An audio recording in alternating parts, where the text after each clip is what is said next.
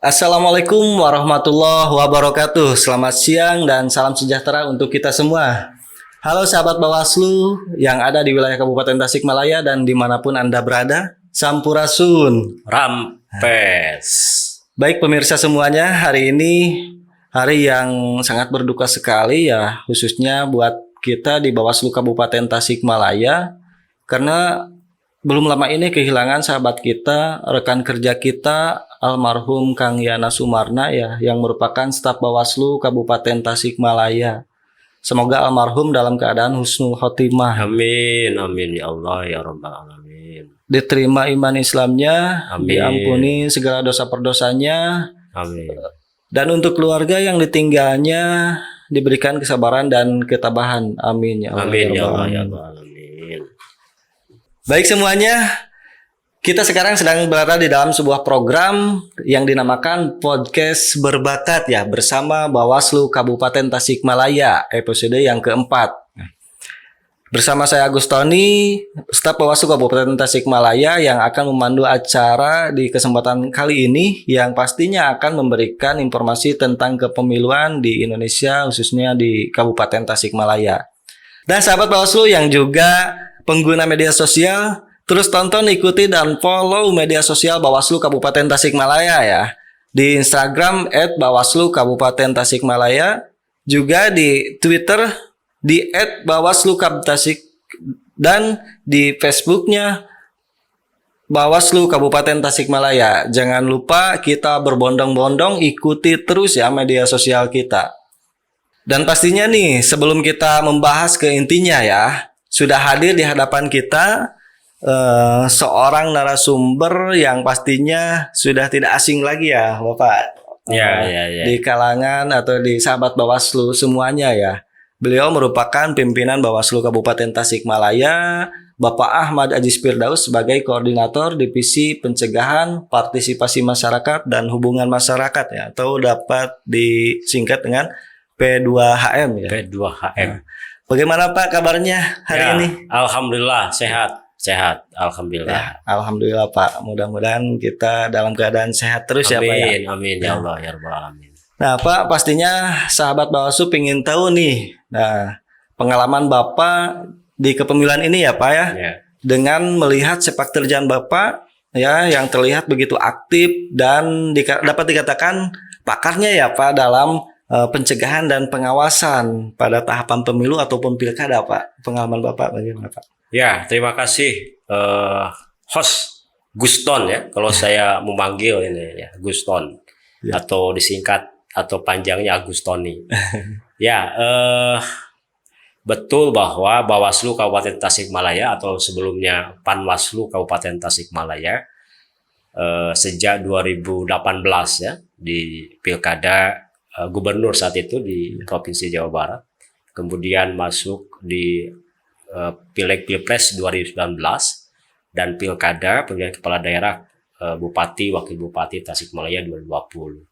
Ya tentu memiliki karakteristik yang berbeda ya antara pengawasan, kemudian pencegahan atau sampai pada penindakan dugaan pelanggaran baik di pemilihan gubernur, kemudian di Pileg Pilpres, juga di Pilkada 2020, karena memiliki tentu regulasi yang berbeda yang menjadi acuan ya, baik secara antara pilkada dengan Pileg Pilpres, ya juga aturan-aturan teknis yang ada menyertai baik yang mengatur pengawasan di Bawaslu-nya ataupun di KPU itu sendiri kan itu. Iya, banyak pembaruan regulasi juga ya Pak. Dari sisi regulasi banyak penyempurnaan gitu ya, aturan-aturan teknis ya, baik dari sisi pengawasan ataupun dari sisi pelaksanaan teknis di KPU, seperti itu. Nah, ya tentu dari masing-masing tahapan baik 2018, 2019, 2020 itu menjadi semacam evaluasi gitu ya dalam pelaksanaan pengawasannya ya, sehingga menjadi pembelajaran tersendiri dalam kerangka satu, misalkan dari sisi bagaimana pencegahan atau pelanggaran itu bisa ditekan sedemikian rupa. Ya, misalkan kan Bawaslu itu memiliki indeks kerawanan gitu ya, Iya, indeks iya. kerawanan pemilu. Di setiap baik itu di pilkada ataupun di pilpres, Bawaslu selalu memetakan, ya, kemudian melihat potensi kerawanan dari sisi mana saja sehingga itu menjadi cegah dini.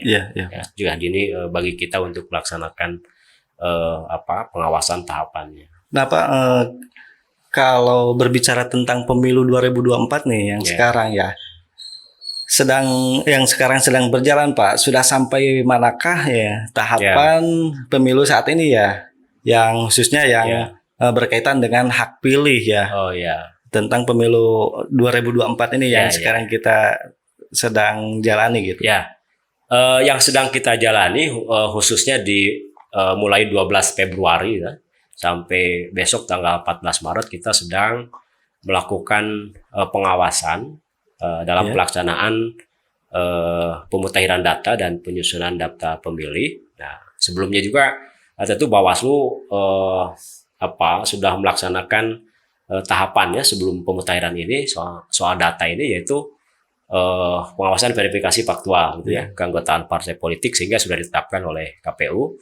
Ya, kita juga memiliki catatan-catatan yang sudah disampaikan ke KPU hasil pengawasannya. Kemudian juga sebelumnya ada pengawasan pencalonan DPD perseorangan ya, yang hari ini Pak. juga pelaksanaan pengawasannya yaitu berbarengan, beririsan gitu ya dengan pengawasan pemutahiran data penyusunan daftar pemilih ini. Nah itu, tentu Bawaslu karena secara infrastruktur dari perangkat pengawas sudah pada sampai tingkat PKD gitu ya, tingkat PKD, desa dan kelurahan gitu. Ya sangat membantu tentunya keberadaan PKD pada hari ini sudah kita bentuk gitu. Nah Pak, sebelum kita membedah ke hal yang lebih lanjut tentang pengawasan, barangkali ini berbicara mengenai DPT. Boleh dijelaskan dulu Pak ke pemirsa yang menonton apa sih yang dimaksud dengan DPT, bagaimana prosesnya sebuah data sebuah data yang akhirnya ya ditetapkan sebagai DPT. Betul. DPT ya Pak. Ya,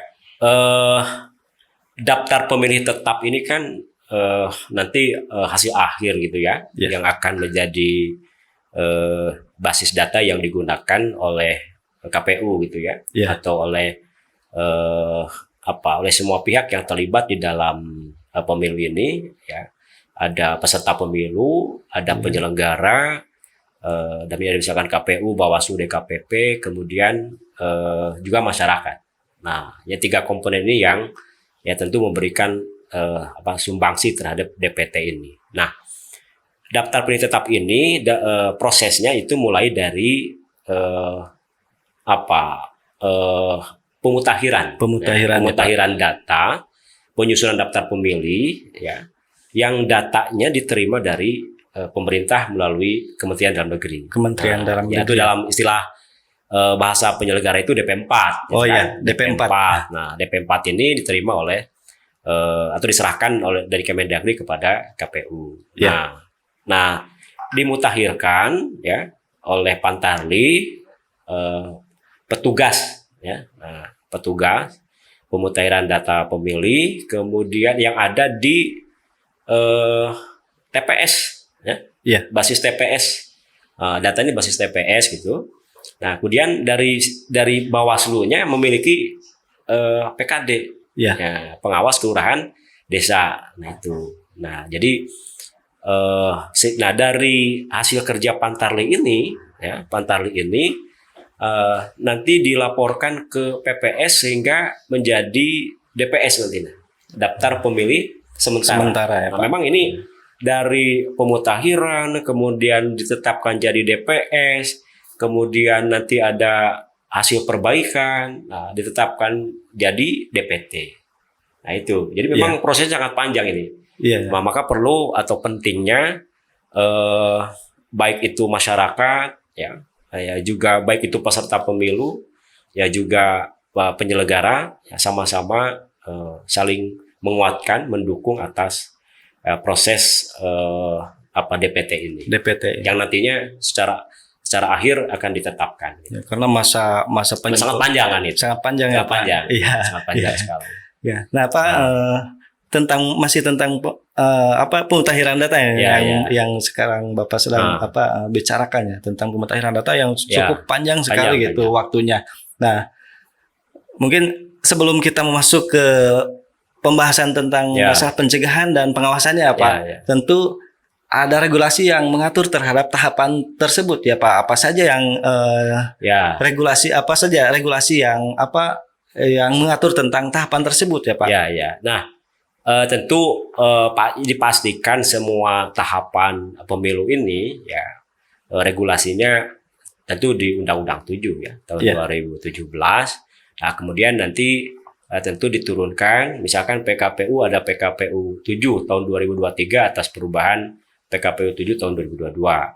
Dibarengi dengan KPT atau keputusan-keputusan KPU itu sendiri soal teknis misalkan. Nah, di Bawaslu sendiri ya tentu memiliki yang menjadi sandaran, yang menjadi hal yang harus dipedomin dalam pengawasan. Misalkan ada SE 1 tahun 2023. Nah, itu. Kemudian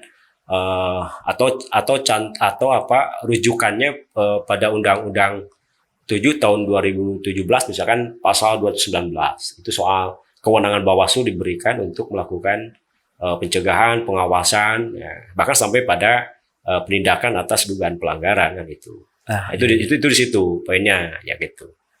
Itu soal regulasi seperti itu. Nah, barusan berbicara tentang penindakan pelanggaran ya Pak. Nah, kalau terkait pelanggaran ini ya Pak, tentunya ada proses-proses pencegahan dulu ya Pak.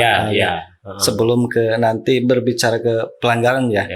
Nah, sehingga pelanggaran itu tidak terjadi ya. Betul. Atau dapat diminimalisir ya kalau kita ada proses-proses pencegahan ya di sebelumnya. Nah, apa saja yang jadi titik-titik rawan dan bagaimana proses pencegahan pada tahapan yang sekarang sedang berjalan ya Pak tentang pemutakhiran data pemilih ya. Ya, jadi betul bahwa prinsipnya gini, pengawas pemilu dalam hal melaksanakan pengawasannya untuk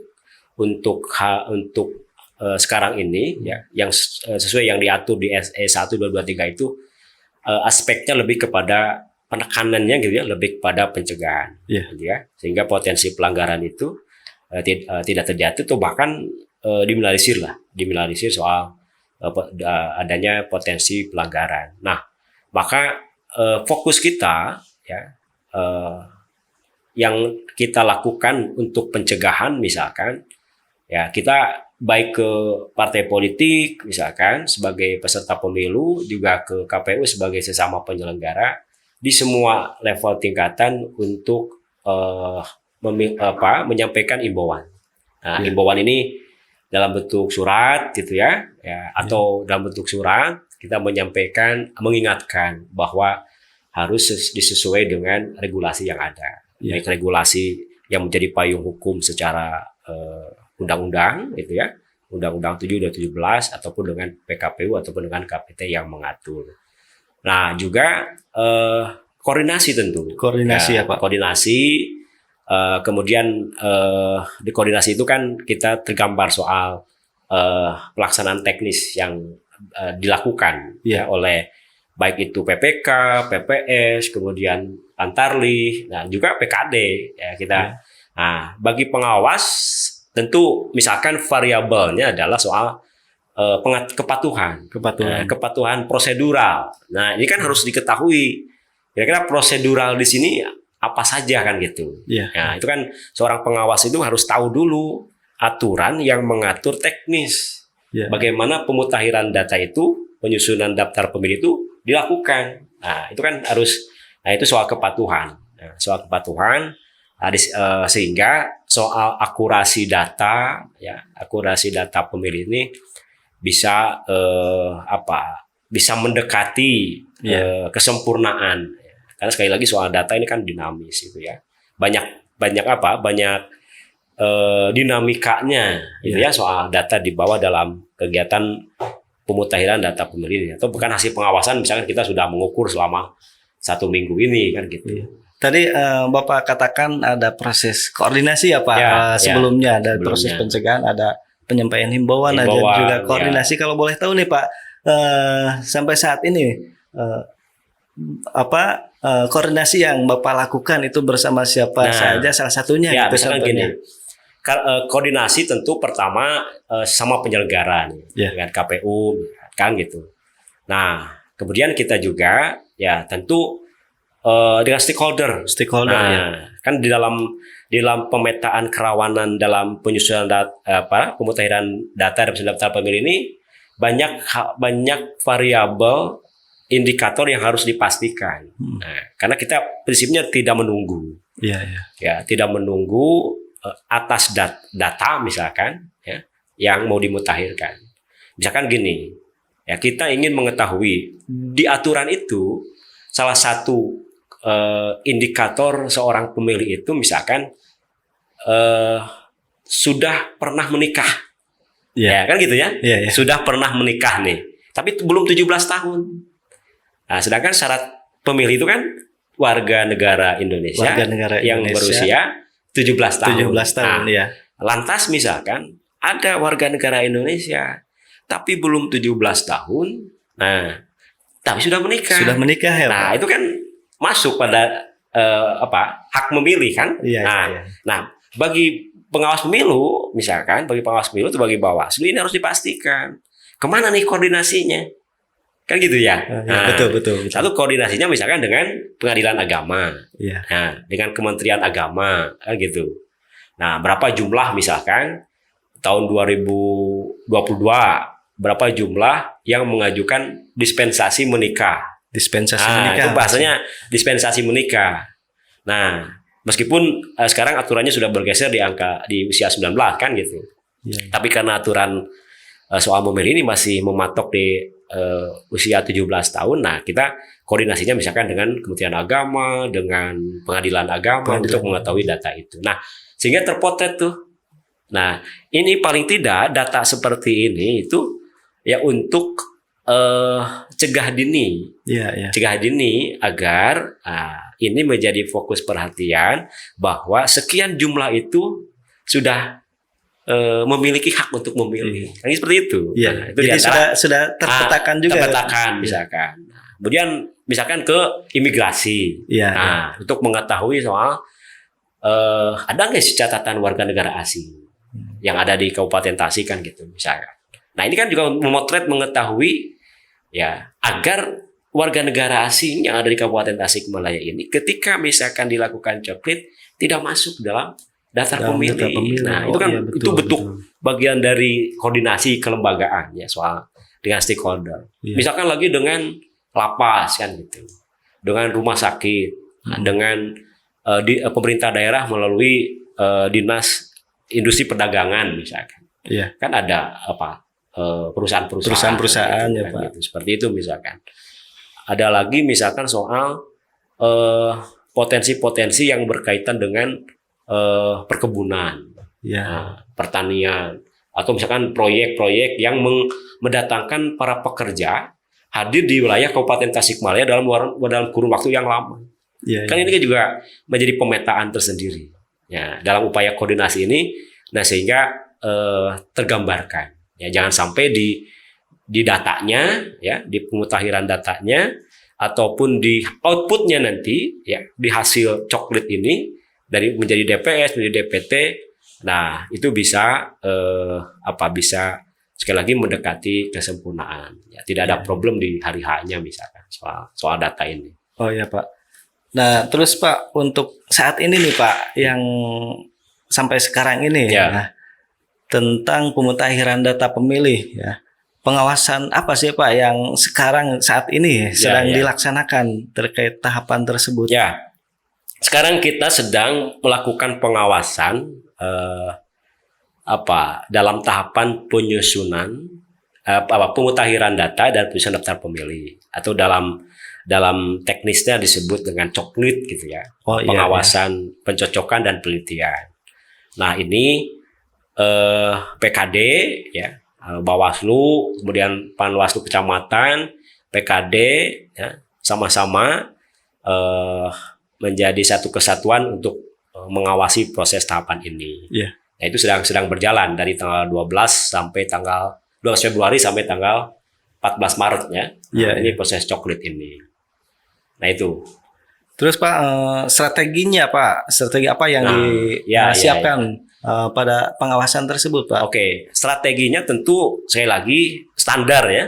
Bagi standar pengawas pemilu itu standarnya ketika masuk tahapan itu satu, pencegahan ya, dengan surat himbauan, dengan koordinasi kan gitu. Kemudian yang kedua juga menguatkan dari sisi pemahaman kapasitas sumber daya manusia di internal pengawas pemilu. Ini penting ini. Ini penting sekali. Nah, kenapa? Karena jangan sampai seorang pengawas pemilu ya dalam hal melaksanakan tugasnya tidak memahami tugas fungsinya, bahkan regulasinya kan gitu. Iya. Nah, ini kan makanya kita internal dulu nih kita kuatkan melalui rapat koordinasi, kemudian baik itu secara daring ataupun luring kan itu. Nah, ya selanjutnya pengawasannya. Pengawasan. Nah, setelah pencegahan, ya, baik dengan instansi terkait, ya, dengan penyelenggara, dari internal juga udah kuat, udah bagus dari si pemahaman untuk pengawasannya. Nah, tinggal pelaksanaan pengawasan. Nah, strateginya kita bisa dilakukan dengan pengawasan melekat. Nah, ada dua strategi. Pengawasan melekat artinya seorang pengawas pemilu bersama petugas pemutakhiran data pemilih ini, Pantarlih ini sama-sama memastikan coklit itu dilakukan. Terus yang diawasinya itu siapa saja Pak? Yang diawasi satu misalnya petugas Pantarlihnya. Petugas Pantarlihnya pastikan petugas Pantarlih ini adalah orang yang diberikan surat tugas atau SK oleh KPU. Ya, melalui struktur pada PPK, PPS itu. Itu karena tidak boleh ada istilah joki ya. Ini kan istilah joki. Ini juga menjadi potensi kerawanan. Di antaranya itu pastikan. Kemudian yang kedua, misalkan dari sisi strateginya adalah sistem audit. Audit atas data ya, atas Pantarlih ya, atas pemilih basis kakak yang sudah dicoklit oleh Pantarlih, tetapi ya, seorang pengawas pemilu tidak bisa melakukan pengawasan melekat. Jadi ada dua nih, nempel dengan melekat kepada Pantarlih dalam melakukan coklit, kita mengawasi. Yang kedua audit. Secara langsung diaudit oleh pengawas. Audit itu tanpa harus bersama Pantarlih. Tetapi sudah dipastikan sudah dicoklit. Gitu. Jadi yang sudah dicoklit diaudit lagi oleh pengawas. Audit juga harus didasari oleh kategori, indikatornya harus pasti, harus jelas. Misalkan kategorinya orang yang sudah meninggal, kan gitu. Nah, dalam data itu pastikan itu misalkan dicoret. Nah, itu kan gitu. Indikatornya lagi misalkan pemilih pemula. Nah, jadi kategori audit itu juga harus jelas gitu. Benar. Nah, itu kan jadi dalam menentukan titik rawan seseorang pengawas pemilu dalam melakukan audit itu harus memiliki kategori yang jelas. Gitu. Itu diantaranya masih banyak soal, misalkan soal auditnya dalam hal indikator atau kategori alih status kan gitu. Alih status. Nah, dari TNI Polri ke sipil ataupun dari sipil menjadi TNI Polri kan gitu. Nah, di situ itu di antara beberapa strategi untuk dilakukan pengawasan. Nah, dari hasil pengawasan tersebut ya Pak, baik pengawasan melekat atau nantinya ada uji petik atau audit. Uji petik atau audit ya. Nah, yang sudah dilakukan sampai sekarang nih Pak, hasil pengawasannya apakah ada temuan-temuan atau apa gitu? Jadi untuk hari ini karena baru berjalan 1 minggu ya, kurang lebih 1 minggu lah. Sekarang 2 tahun, sekarang tanggal 17, di tanggal 12. 1 minggu berjalan, memang kita belum melaksanakan audit atau uji petik. Nah, terus melakukan pengawasan melekat. Ya memang ada beberapa catatan yang harus menjadi perbaikan ke depan gitu ya dalam tahapan ini. Pertama misalkan soal penulisan. Penulisan. Nah, Maksudnya Pak, penulisan penulisan dari data yang ada di dalam e-coklit misalkan, ataupun di dalam DP4 itu, nah itu harus dipastikan kesesuaian terkait dengan dokumennya, dokumen dokumen penduduk itu. si pemilih dalam satu KK itu. Oh iya. Nah, itu juga harus dipastikan soal itu. Kemudian soal pengisian di stiker juga. Nah, di stiker itu kan memang yang menjadi yang menjadi standar dalam data ini kan memang KTP dan KK. Stiker ini kan di stiker itu bentuk tanda gitu ya, kira-kira bahwa bahwa KK ini, si pemilih di rumah ini kira-kira gitu, itu sudah dicoklit. Tapi memang di dalam stiker itu ada kolom jumlah pemilih, yang kedua disabilitas. Nah, jumlah disabilitas. Nah, ada juga ya. Ada juga itu jumlah disabilitas. Nah, di sini penting seorang pantarli, juga seorang pengawas pemilu ya, untuk memastikan terjadi komunikasi yang baik dalam melakukan kerjanya di lapangan. Jadi tidak sebatas mencatat, gitu kan? Tidak sebatas mencatat, tapi harus komunikasi, harus terjadi dialog yang baik antara si pemilih ya, dalam rumah yang dicoklit itu, dalam KK itu dengan petugas. Ya. Juga dengan pengawas misalnya, untuk memastikan satu soal kesesuaian data, apakah di sini ada yang disabilitas atau tidak, kan gitu. Jadi apakah ada tambahan gitu ya, pemilih tambahan. Itu kan akan tergali dengan sendirinya kalau komunikasi itu terjalin dengan baik kan. Oh iya betul Pak. Jadi selain dari pencocokan data digali informasi sebagai bentuk penelitian penelitian atas kecocokan data tersebut ya Pak. Betul. Seperti itu. Itu akan tergambarkan dengan baik paling tidak kan. Oh ya.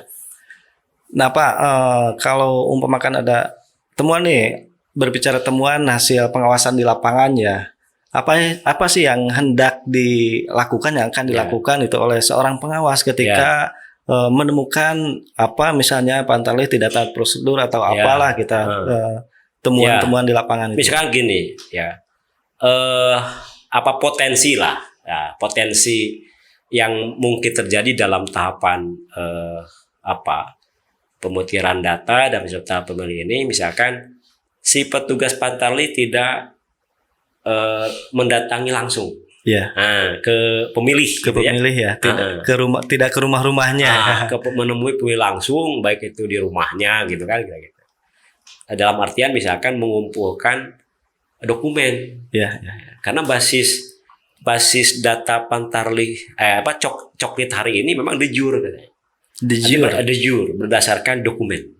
Oh ya, kan ada faktor de jure ya. Kan? Oh iya. Sekarang pakai de jure, artinya selama pemilih bisa menunjukkan dokumen KTP dan KK, nah itu sebagai bentuk pertanggungjawaban legal formal. Nah, misalkan kumpulkan, dia tidak datang ke door to door ke pemilih langsung, tapi ke rumah misalkan. Nah, dia mengcopy, nah itu potensi pelanggaran. Iya. Karena aturannya harus datang ke rumah kan gitu ya. Nah, tetapi dalam menemui pemilih. Nah, kemudian ada lagi misalkan, kalau hal itu terjadi, dikumpulkan, dia tidak akan menggali informasi. Iya. Betul nggak? Iya. Nah, yang tadi dibicarakan tuh, nah soal menggali disabilitasnya, kan gitu. Karena disabilitas ini, gitu ya, ini berhubungan dengan output hasil coklit nanti dalam DPT atau di TPS. Iya. Dengan C6-nya, misalkan ya, dengan undangannya. Apakah misalkan kalau sudah tergambarkan seseorang pemilih itu disabilitas, apakah disabilitasnya sensorik apakah disabilitasnya karena tunarungu atau tuna netra misalkan. Ini kan soal fasilitas bantuan, alat bantu. Nah, kalau dalam penyusunan DPT ini, DPT ya, proses penyusunan data DPT ini, sejak awal soal disabilitas ini bisa terpetakan, tergambarkan dengan baik, maka sejumlah sekian di Kabupaten Tasikmalaya terkait dengan TPS yang perlu alat bantu untuk warga disabilitas itu bisa disiapkan. Bisa disiapkan sejak awal, iya. Karena jumlahnya sudah jelas gitu. Ya, betul. Seperti itu maksudnya. Kenapa di stiker itu ada jumlah disabilitas. Nah, ini harus dipastikan. Jadi seperti itu. Nah, itu ya soal prinsipnya gini, dalam hal ada temuan, ya tentu kita sebagai pengawas pemilu memberikan saran perbaikan secara langsung. Iya. Nah, oleh pengawas kelurahan desa, ya ataupun nantinya ya dari hasil pengawasan ini ada beberapa catatan, tentu dengan berbagai kategori gitu ya. Apakah misalkan Pantarlih menunjukkan SK Pantarlihnya. Apakah misalkan Pantarlih mengunjungi pemilih secara langsung rumah ke rumah atau door to door, kan gitu. Itu kan bentuk-bentuk pertanyaannya. Apakah misalkan Pantarlih melakukan pencoretan terhadap warga yang sudah meninggal, yang sudah TMS, atau TMS dan lain-lain kan gitu. Itulah banyaklah di alat kerja pengawas pemilu itu kita sudah sampaikan kepada pengawas desa. Nah, sekali lagi treatmentnya, prosedurnya adalah bisa saran perbaikan secara langsung. Nah, itu bentuk bentuk ini juga ya, bentuk salah satu yang diatur ya di dalam Perbawaslu, kemudian atau di dalam instruksi pencegahan pengawasan dalam tahapan ini. Atau kita bersurat atas hasil pengawasan kita bunyikan ke KPU, misalnya sampaikan gitu. Atau secara berjenjang misalkan disampaikan. Seperti itu. Ya misalkan nanti kita evaluasi per 1 minggu. Iya. 1 minggu kita bersurat ke KPU. Ketika ada temuan, kita langsung informasikan. Kita sampaikan. Misalkan ada temuan, catatan hal seperti ini di kecamatan ini, misalkan di desa Anu. Nah, tentu harapannya adalah ada perbaikan. Iya, jadi bahan perbaikan buat penyelenggara, khususnya buat KPU dan jajaran ke bawahnya. Iya. Seperti itu. Nah, barangkali seperti itu Pak. Apa yang dijelaskan oleh narasumber kita ya, pemirsa semuanya begitu jelas sekali terkait apa yang sedang kita lakukan di Bawaslu, khususnya di Bawaslu Kabupaten Tasikmalaya pada saat ini ya, sampai saat ini tentang pencegahan dan pengawasan. Nah, sahabat Bawaslu semuanya, itu dia tahapan yang saat ini sedang diawasi oleh Bawaslu Kabupaten Tasikmalaya, yakni tambahan misalkan gini, Pak Agus, seminggu ini kita pengawas desa nih sudah melakukan pengawasan melekat di angka 1.700-an. Wah, lumayan banyak ya Pak. Iya. Ya, hasil kan gini, jadi hariannya kita mendapatkan laporan dengan alat kerja online kita yang sudah kita buat. Nah, itu 1 minggu saja itu 1.700-an yang mampu dilakukan pengawasan melekat oleh pengawas desa di seluruh Kabupaten Tasikmalaya. Nah, tentu akan terus meningkat jumlah ini. Nah, kan itu. Nah, itu diantaranya misalkan soal bagaimana kesiapan pengawas pemilu, mulai dari Bawaslu, Panwaslu Kecamatan, kemudian PKD dalam mengawal menjaga hak pilih. Menjaga hak pilih ini. Karena satupun warga si pemilih yang memenuhi syarat ini tentu harus tercatat di dalam DPS ataupun nanti pada DPT. Dan tidak ada penyalahgunaan seperti itu. Hak pilih juga ya Pak. Iya. Tentunya itu yang kita minimalisir. Seperti itu. Ya. Nah, itu barangkali pemirsa semuanya apa yang barusan disampaikan oleh narasumber kita begitu sangat bermanfaat sekali bagi kita semuanya. Semoga kita semua warga negara khususnya di Kabupaten Tasikmalaya, yuk kita dapat sama-sama ya mengawasi Ya, dalam betul, tahapan betul. ini ya. Karena warga masyarakat semuanya juga bisa mengawasi secara langsung Secara ya langsung, sebagai ya. bentuk partisipasi ya, betul. pengawasan partisipatif juga Ya, masuknya gitu. semisal belum terdaftar, Nah, kita memiliki posko pengaduan. Oh iya betul. Ya, jadi Bawaslu membuka posko pengaduan. Nah, dalam hal misalkan warga masyarakat, ya, warga negara khususnya di Kabupaten Tasikmalaya ini yang sudah memenuhi syarat, tetapi belum terdaftar, bisa datang ke Bawaslu, bisa datang ke Panwaslu kecamatan, ataupun ke PKD. Ya, nanti kita sebar ya soal informasi posko pengaduan ini. Jadi kalau umpamakan dari masyarakat, warga masyarakat yang ingin mengadu, kalau ingin lebih dekat umpamakan PKD, PKD langsung ke PKD, nanti juga PKD pasti akan menginformasikan ke Bawaslu ya. Oh iya. Seperti itu. Ya itu sahabat Bawaslu semuanya. Ya. Tadi yang disampaikan khususnya tentang pengawasan pemutakhiran data pemilih pada pemilihan umum tahun 2024 ya, pada subtahapan pencocokan dan penelitian ya yang sekarang sedang kita awasi bersama. Dan terima kasih Bapak atas informasinya yang sudah begitu jelas disampaikan ya Pak ya. Ya, sama-sama tentunya berbakat. Ya, sangat berbakat gitu. Informasi yang sangat berbakat ya Pak. Ya. Sekali lagi saya ucapkan terima kasih. Jangan lupa tonton terus, ikuti dan follow media sosial Bawaslu Kabupaten Tasikmalaya di Instagram @Bawaslu Kabupaten Tasikmalaya, juga di Twitternya di @Bawaslu Kabtasik ya, dan di fanspage Facebooknya Bawaslu Kabupaten Tasikmalaya. Jangan lupa kita berbondong-bondong ya, ikuti media sosial kami ya. Ya. Itu dia ya.